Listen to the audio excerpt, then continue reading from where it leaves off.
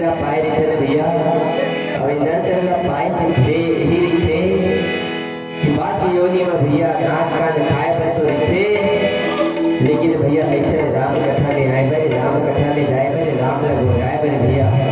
आज योनि में ऐसे मौका नहीं मिले बाकी योनि में भैया राम की कथा नहीं सुन सके राम की कथा नहीं गा सके भैया ये मानुष योनि का देवता विरोध करे ये मानुष योनि का प्राप्त करके हम अगर मोह माया में भुला गए न राम लग हो नहीं गए भैया तो जीवन पूरा व्यर्थ चले जाएगा वही लोग थे आए हो शरण बाबा